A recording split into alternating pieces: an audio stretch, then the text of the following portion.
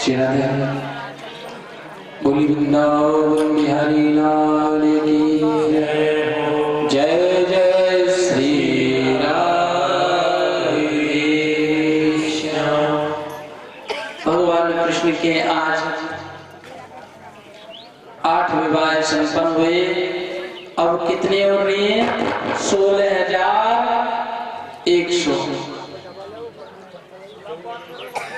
अब सुखदेव जी महाराज ने कहा, राजन जैसे मैंने 8 विवाहों का वर्णन सुनाया है, ऐसे 16,100 को वर्णन अगर आपको सुनाऊंगा तो वो 7 दिन में पूरी कथा नहीं होगी। तो आज भगवान कृष्ण के 16,108 विवाह संपन्न हुए हैं और 16,108 भगवान के जो विवाह हुए हैं वो ये भौमासुर नाम का राजा है, वो भूमि से उत्पन्न हुआ है। ध्यान देकर कथा सुनना। एक भौमासुर नाम का राजा है, भूमि से उत्पन्न हुआ है। उसने 16,100 कन्याओं को बंदी बना रखा है और कारागृह में डाल रखा है। आज एक ब्राह्मण ने आकर के भगवान कृष्ण को सूचना दी कि कृष्ण उस भौमासुर नाम के राजा ने 16,000 कन्याओं को बंदी बना रखा है, क्यों ना आप उन सब कन्याओं को मुक्त करो। भगवान कृष्ण भौमासुर के पास जाकर के उस भौमासुर का उद्धार किया है और 16,000 कन्याओं को जब उस कारागृह से महाराज बाहर निकली हैं तो सब कन्याओं ने मिलकर के भगवान को प्रणाम किया है। अब महाराज विचार कीजिए, 16,000 कन्याएं अगर कई वर्ष तक किसी व्यक्ति के पास रहे तो उन कन्याओं का विवाह माता पिता कभी नहीं कर सकते हैं। तो कन्याओं ने विचार किया, अगर हम वापस लौट कर जाएंगे तो हमारा घर पे भी कोई नहीं है, इससे अच्छा है कि हम इस शरीर को किसी कुएं में या अपने आप आत्महत्या कर लें।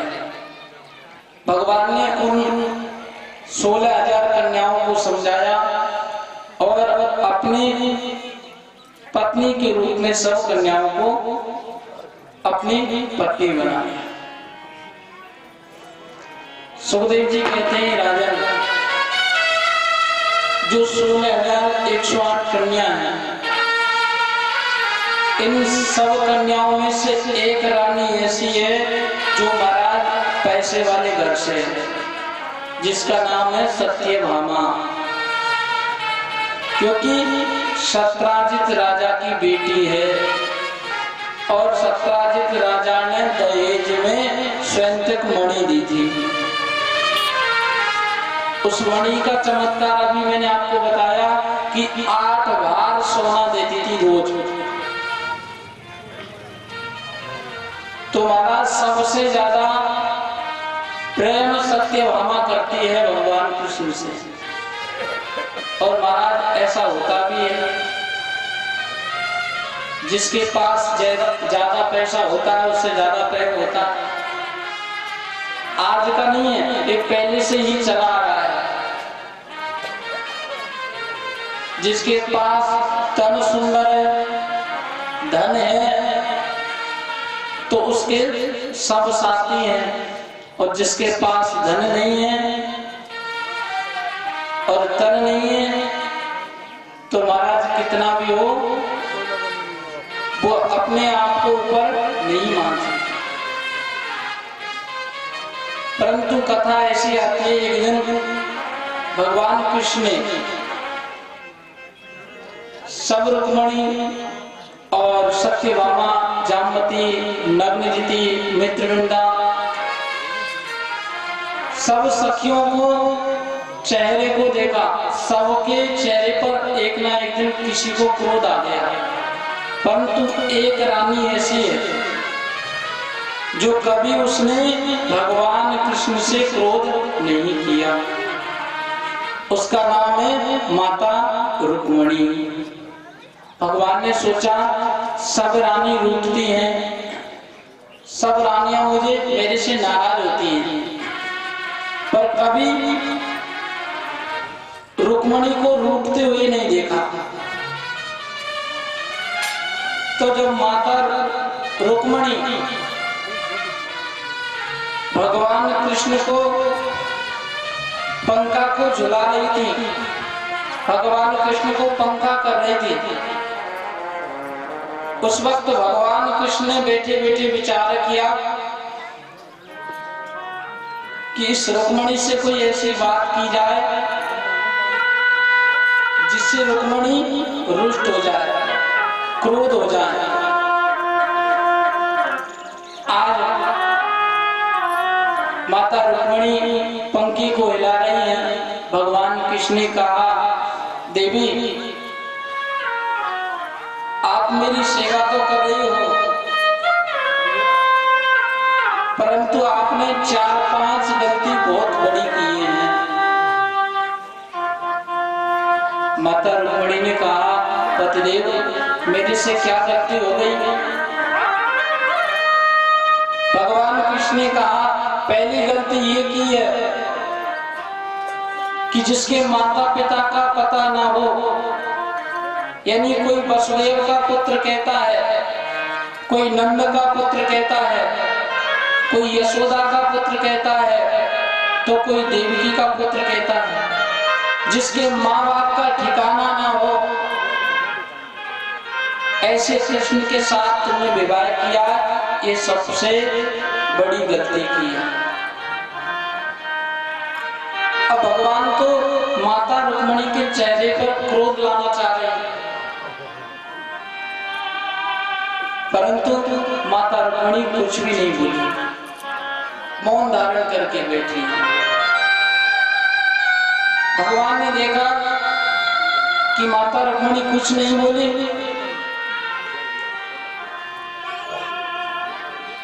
दूसरा प्रश्न भगवान ने ये कहा, रुक्मणी दूसरी गलती ये की है कि जिसका शरीर सुंदर नहीं है, जिसका खाने का पता नहीं, जिसका रहने का ठिकाना नहीं, उस कृष्ण के साथ में विवाह किया है।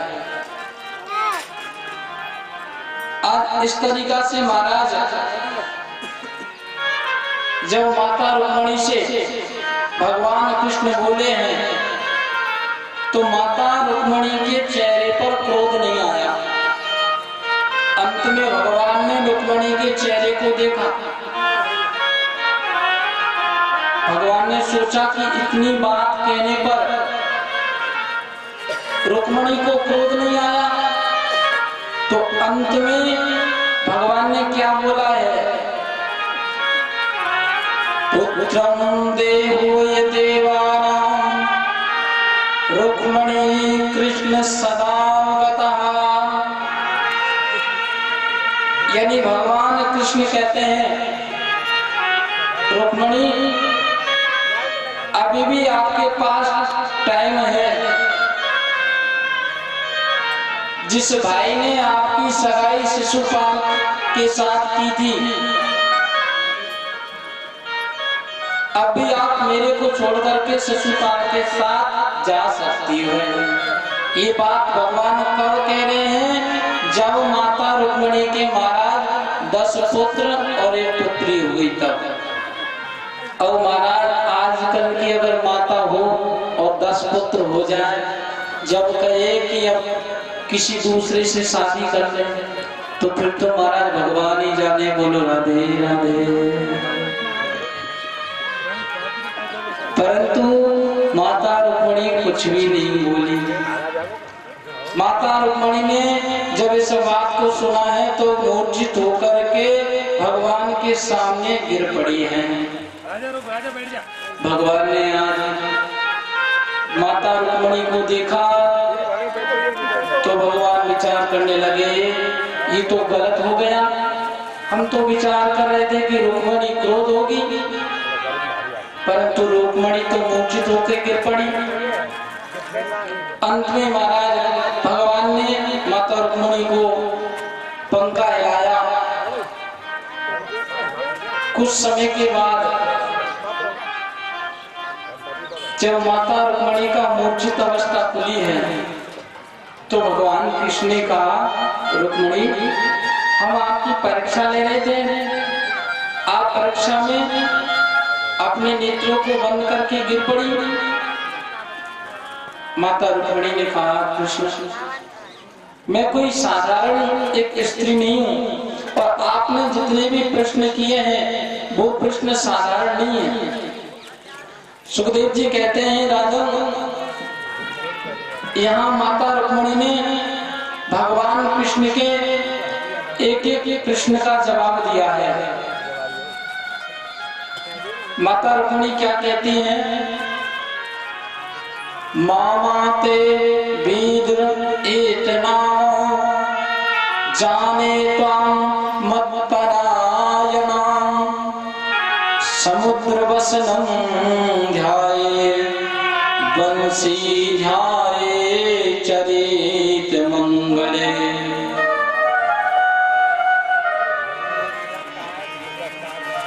माता रुक्मिणी कहती हैं, कृष्ण आपने कहा कि सबसे पहले जो गलती की है वो ये गलती की जिसके माता पिता का, माताओं से निवेदन है सभी शांति बना करें। आज माता रुक्मिणी से भगवान कृष्ण कहने लगे कि आप बोलते हो कि जिसके माता पिता का पता नहीं, तो माता रुक्मिणी कहती है मैं पूछती हूँ क्या आपके भी माता पिता होते हैं क्या? मैं भी जगदीश्वर और आप भी जगदीश्वर, कभी जगदीश्वर के माता पिता नहीं होते हैं। माता रुक्मिणी ने कहा, दूसरा प्रश्न किया था कि आपका शरीर काला है। माता रुक्मिणी ने कहा, कृष्ण जब तुम काले हो, कृष्ण जब तुम काले हो तो कमाल करते हो, अगर ये शरीर सुंदर होता तो क्या होता? हमारे ब्रज में कहावत है, यदि नंद लला तुम होते लली तो गले कट जाते करोड़न के। सुकुमारी को देख कुमारी लगे, छल छंद किए चिचोरन के, यमुना तट गोपी में रोपत हो, कर कौत बलिया करोड़न के, जो पेनंद लला तुम हो लली, तो गले कट जाते करोड़ के, तो गले कट जाते करोड़ के। आज माता रुक्मिणी कहती है, कृष्ण काले होते हो फिर भी आप कमाल करते हो, अगर ये तन सुंदर होता तो इस तन पर ये मानव कितना मोहित होता है। आज सुखदेव जी कहते हैं, राजन जन्म जन्म का साथ है तुम्हारा हमारा तुम्हारा, करेंगे सेवा हर जीवन में, पकड़ो हाथ हमारा, जन्म जन्म का साथ है हमारा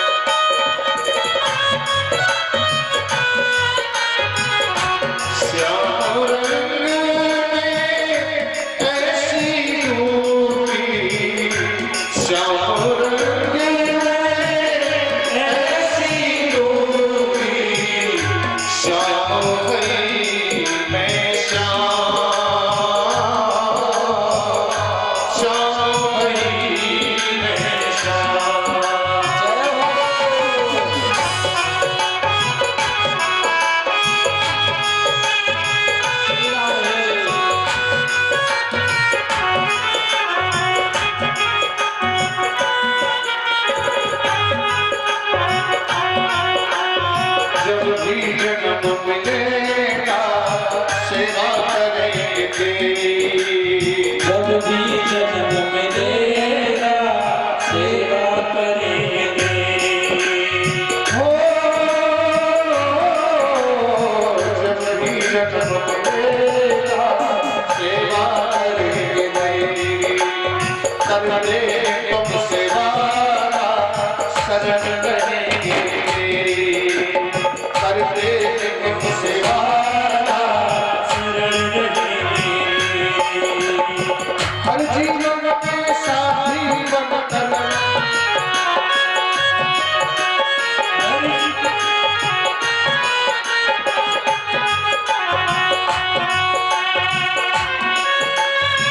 हर जीवन में साथी बनकर तेरा साथ हमारा।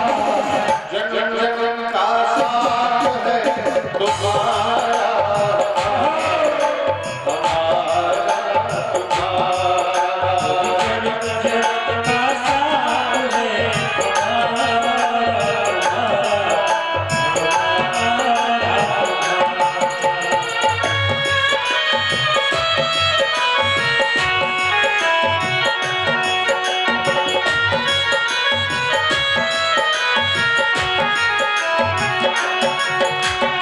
दुनिया बनाने वाले ये सब है तेरी माया।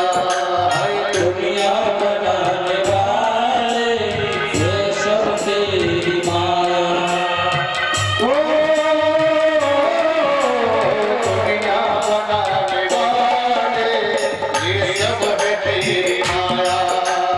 दुनिया बनाने वाले ये सब तेरी माया। सूरज चांद सितारे ये सब तूने बनाया।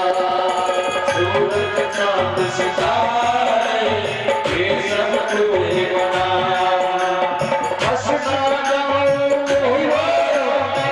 आशीर्वाद तुम्हारा। जन्म जन्म का साथ है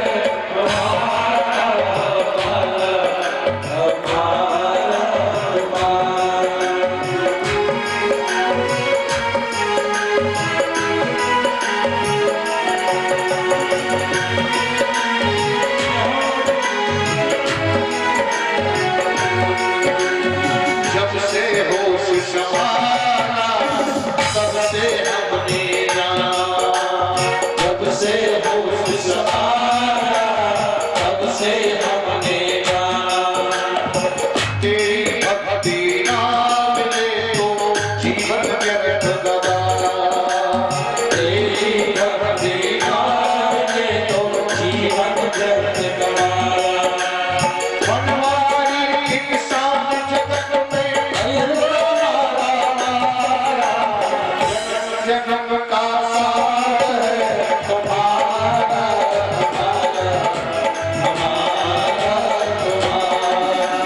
करेंगे सेवा हर जीवन में हमारा। जन्म जन्म का साथ है तुम्हारा।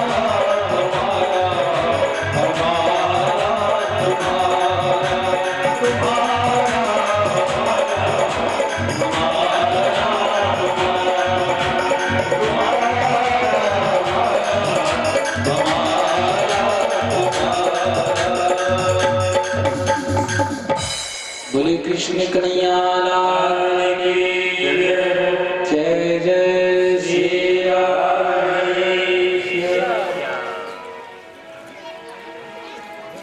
सुखदेव जी कहते हैं राजन,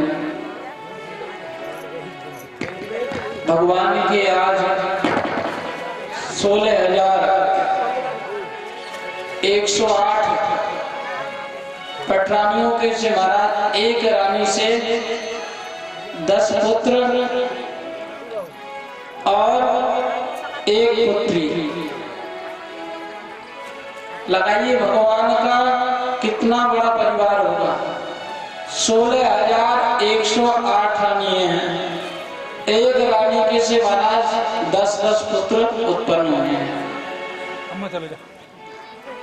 सुखदेव जी कहते हैं राजन, आज भगवान के पोते हुए हैं जिनका नाम है अनिरुद्ध। अनिरुद्ध महाराज के 2 विवाह हुए हैं। पहला विवाह रुक्मी की पोती, अनिरुद्ध का पहला विवाह रुक्मी की पोती से हुआ। दूसरा विवाह बाणासुर की पुत्री उषा। अनिरुद्ध भगवान का विवाह बाणासुर की पुत्री उषा के साथ में हुआ है। दूसरा विवाह है। राजा परीक्षित ने पूछा, गुरुवर आप विस्तार से बताइए कि उषा का विवाह अनिरुद्ध के साथ में किस प्रकार हुआ। तो कथा ऐसी आती है कि उषा की एक सहेली थी जिसका नाम है चित्रलेखा। उस चित्रलेखा का काम है किसी भी व्यक्ति को एक बार देखने के बाद में वो उस व्यक्ति का चित्र बना देती थी। तो महाराज जो बाणासुर की पुत्री उषा है, उषा देवी भगवान कृष्ण के जो पोते हैं अनिरुद्ध, उनको चाहती थी। चित्रलेखा से ये बात कही तो चित्रलेखा भगवान के पुत्र पोते अनिरुद्ध को द्वारका से और बाणासुर के महल में जाकर के रात में सोते हुए अनिरुद्ध को चित्रलेखा लेकर आई थी। बाणासुर ने बंदी बना लिया है तो भगवान कृष्ण स्वयं अनिरुद्ध को महाराज विवाह संपन्न करा करके उषा को साथ लेके अपने द्वारकाधीश पहुंचे हैं। सुखदेव जी कहते हैं इस प्रकार उषा का विवाह अनिरुद्ध के साथ हुआ। कथा आती है, एक दिन भगवान कृष्ण अपने पुत्र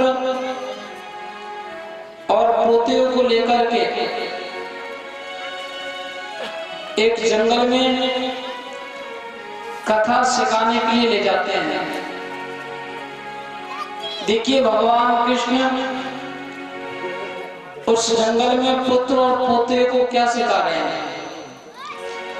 राजा नृग देवानां देवादेव सदा मता सच्चिदानंद देवाय नृग राजा कूपम गतः।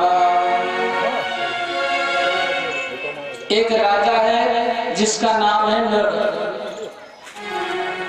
भगवान जब पुत्र और पोते को उस जंगल में ले गए तो भगवान के पुत्रों ने देखा कि एक राजा एक कुएं में गिरगिट बन करके पड़ा हुआ है। क्या बन के पड़ा है? गिरगिट बन के पड़ा है। आज भगवान के पुत्रों की गेंद उस कुएं में गिर जाती है। भगवान के पुत्र उस कुएं के समीप गए। जब महाराज उस गेंद को देखा तो गेंद तो महाराज कहीं दिखाई नहीं देगी, परंतु जो कुएं में गिरगिट पड़ा था भगवान के पुत्रों ने देखा और भगवान कृष्ण को जाके कहा पिताजी जिस कुएं में हमारी गेंद गई है उस कुएं में गेंद तो दिखाई नहीं दी, परंतु एक गिरगिट पड़ा है। उस गिरगिट का आप उद्धार करो, उस गिरगिट को कुएं से निकालो। भगवान कुएं के समीप गए हैं। आज जैसे ही उस गिरगिट को भगवान ने स्पर्श किया है, स्पर्श करते ही महाराज वो गिरगिट एक राजा बन गया।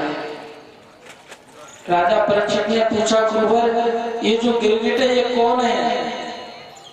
सुखदेव जी ने कहा, राजन ये नृग नाम का राजा था जिसने महाराज करोड़ों अरबों गाय बांधी। ऐसा बताते हैं कि अपने जो सर में बाल है उनको हम गिन सकते हैं आकाश में जो बादल में जो तिरंगा है यानी जो तारे हैं उनको भी गिन सकते हैं, परंतु नृग राजा ने गाय दान दी है उनको हम कभी नहीं गिन सकते हैं। परंतु इस राजा को गिरगिट बनना पड़ा है। पुत्रों ने पूछा, पिताजी जिस राजा ने अरबों खरबों लाख गाय लाखों गाय दान दी वो राजा गिरगिट बन के पड़ा है क्यों? तब भगवान कृष्ण ने कहा, पुत्रों ये राजा था गायों का दान देता था। कथा ऐसी आती है कि एक बार एक ब्राह्मण की गाय उस राजा नृग के पास चले गई और राजा नृग के पास एक ब्राह्मण और आया था दूसरा। राजा नृग ने जो आई एक गाय उस दूसरे ब्राह्मण को वो गाय दान दे दी। अब राजा को पता नहीं था कि ये गाय किसी दूसरे की है।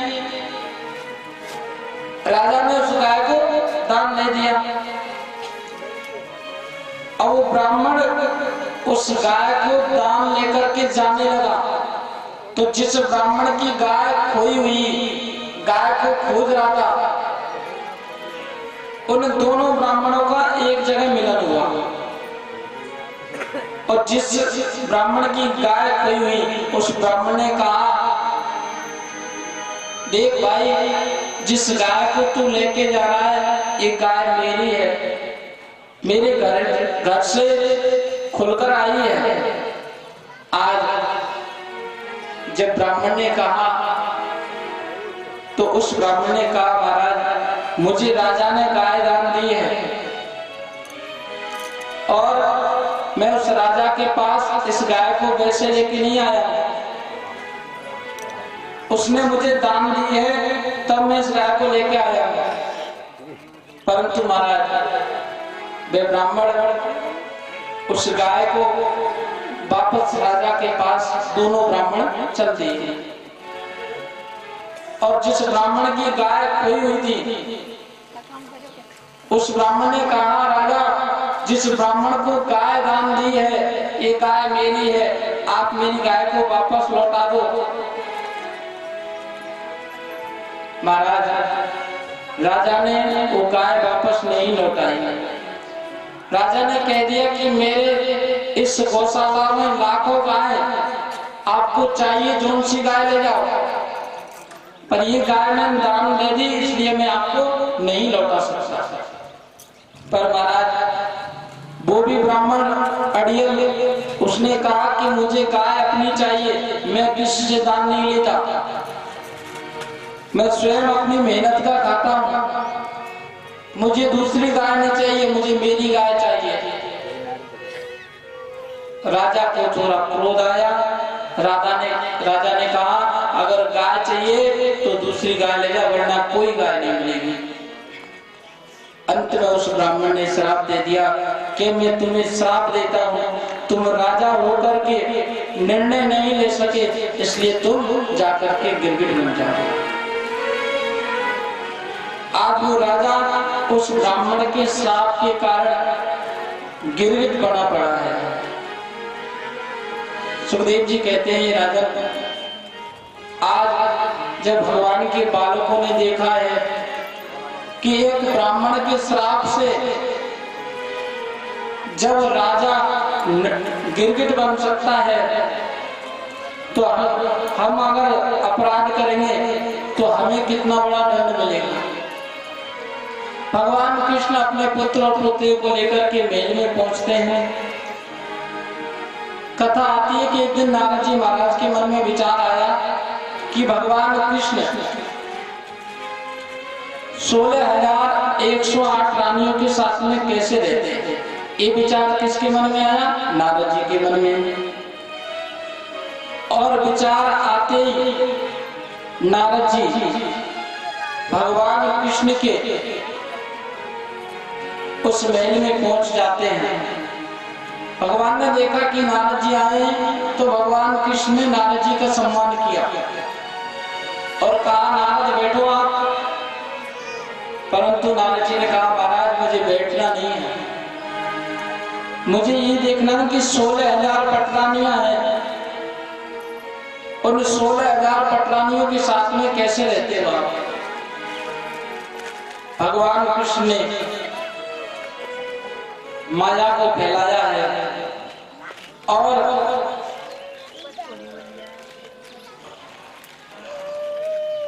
माया को फैला करके महाराज आज सब रानियों के बीच में एक एक कृष्ण प्रकट किया है। हर रानी अपने अपने रूम में है, हर रानी के साथ भगवान कृष्ण अलग अलग कीड़ा कर रहे हैं। नारद जी से कहा भगवान कृष्ण ने, अगर आप नहीं मानते हो तो आप जाकर के परीक्षा ले आओ। आज नारद जी उस महल में जाके जब प्रवेश किया है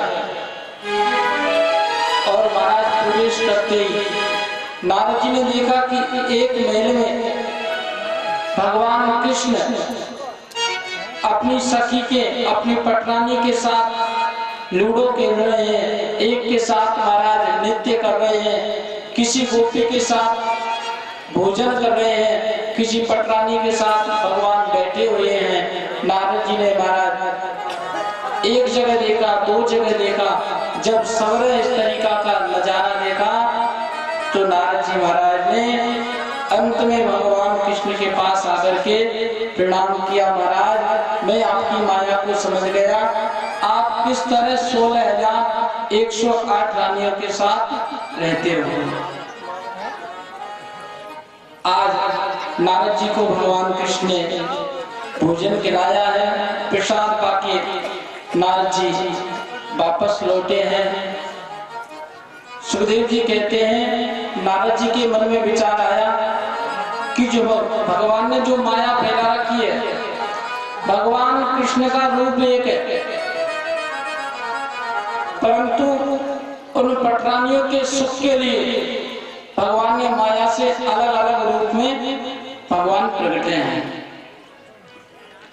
नारद जी ने विचार किया कि सबसे सच्चा सुख संसार में भगवान का भजन ही है, क्योंकि जो रिश्ते नाते हैं ये केवल झूठे हैं, इनको कोई भी जीवन भर साथ नहीं निभाता है। आपने देखा है आपके माता पिता हैं, तो क्या आपके मर जाने के बाद कभी कोई चिट्ठी आती है कि आपके पिताजी कहाँ गए हैं, या आपके कोई पुत्र आता है, पुत्र का जन्म होता है तो कभी भगवान कोई चिट्ठी भेजते हैं कि आप जाओ पुत्र को कह दो कि मैं आ रहा हूं। यानी जब तक हमारा शरीर रहता है तब तक ये नाते रहते हैं।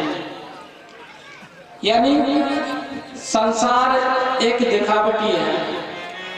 देख लिया संसार हमने, देख लिया सब मतलब के यार हमने, देख लिया संसार हमने देख लिया, सब मतलब के यार देख लिया, देख लिया, देख लिया, देख लिया, सब मतलब के यार हमने देख लिया, सब मतलब के देख लिया संसार हमने, देख लिया सब मतलब के यार हमने देख लिया।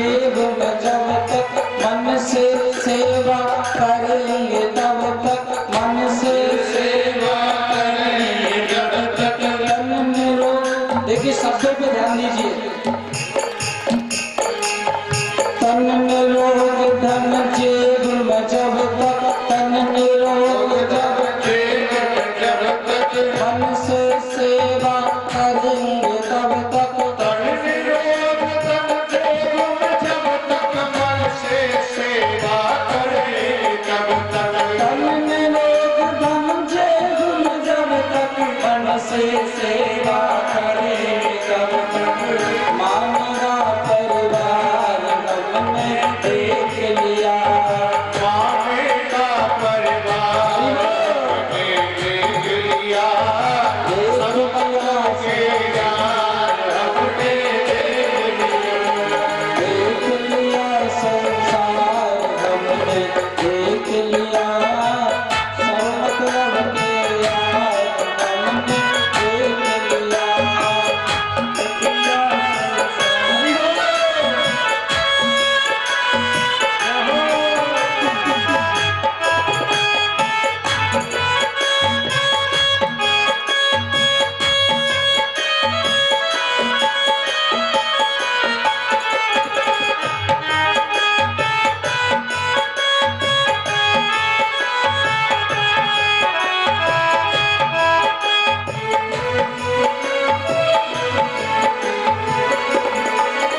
और जिसका विश्वास किया उसने हमें निराश किया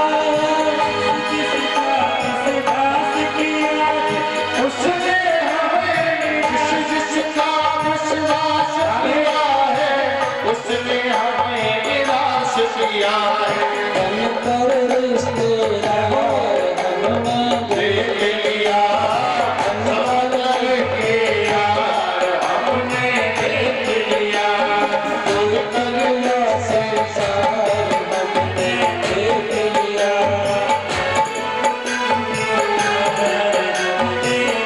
हरि बोल।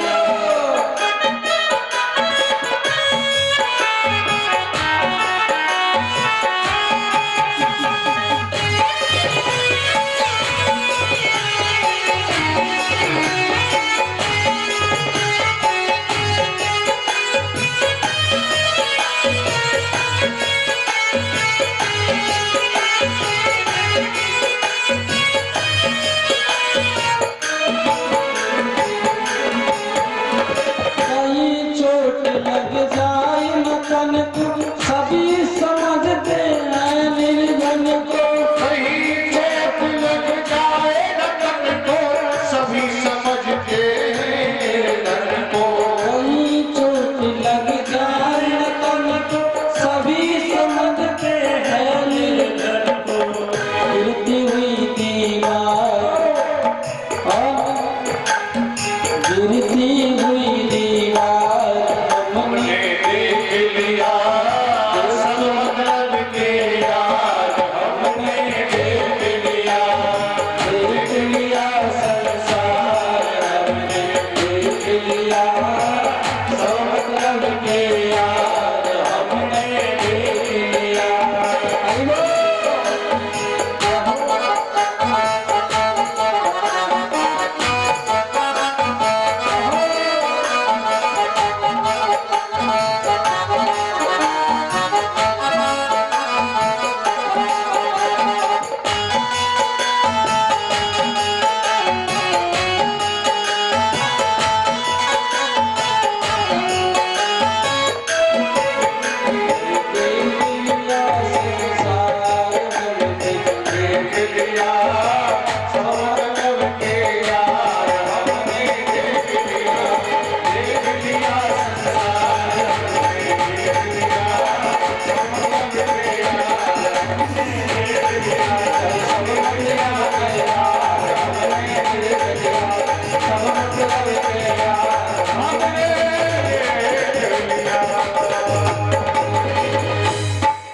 बोले कृष्ण कन्हैया लाल की जय हो जय जय श्री राधे जय जय श्री राधे जय जय श्री राधे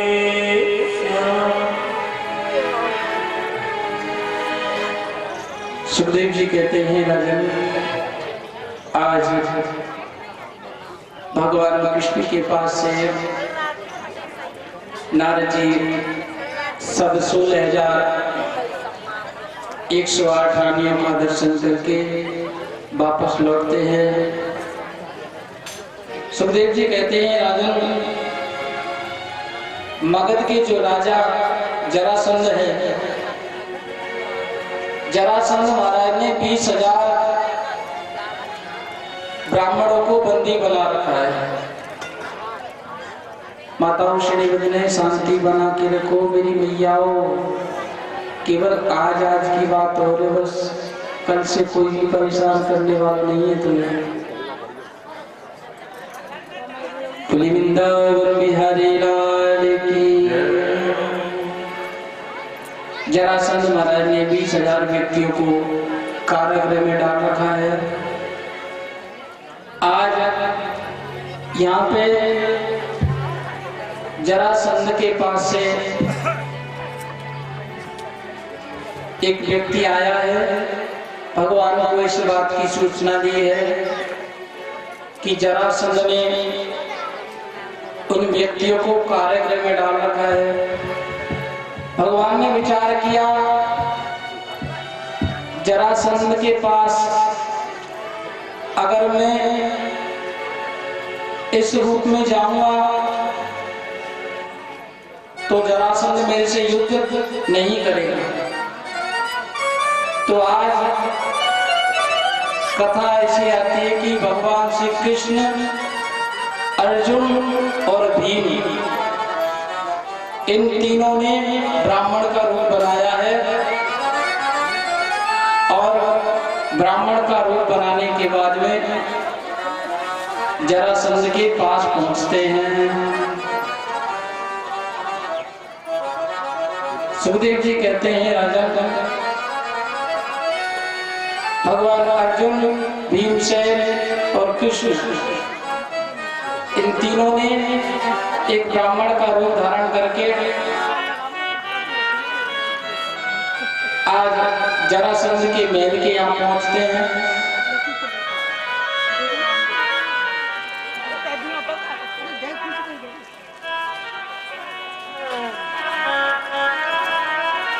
और जरासंध के पास पहुंच करके भगवान जरासंध के उन पार्षदों से कहते हैं कि हमें उस जरासंध का दर्शन करना है। देखिए, यहाँ में समझना चाहिए कि भगवान ने ब्राह्मण का रूप धारण क्यों किया है। यानी भगवान कृष्ण अर्जुन ने यहाँ पे ब्राह्मण का रूप धारण क्यों किया है?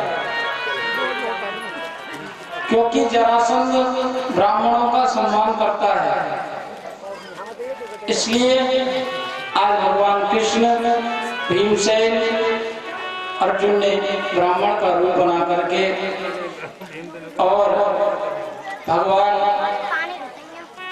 जरासंध के पास पहुंच जाते हैं और जरासंध से महाराज धन की कामना करते हैं कि महाराज हम ब्राह्मण हैं और आपसे धन लेने के लिए आए हैं, क्या आप धन दोगे हमारे लिए? तो जरासंध ने कहा, महाराज ब्राह्मण को धन नहीं, जो ब्राह्मण लेना चाहे उस ब्राह्मण को मैं दे दूंगा।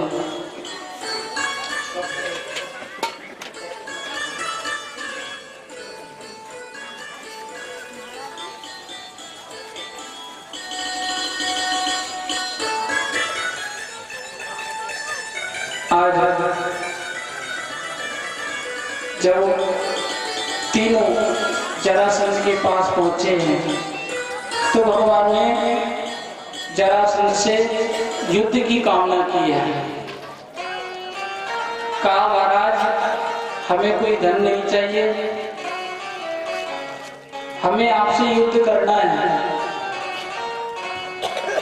आप अगर हमसे युद्ध करो तो संकल्प कीजिए। आज महाराज यहाँ जरासंध ने संकल्प करवाया है, भगवान ने भी संकल्प किया है। संकल्प करने के बाद में आज जरासंध और भीम का महाराज युद्ध हुआ है। सुखदेव जी कहते हैं, राजन आज यहाँ भीम ने जरासंध को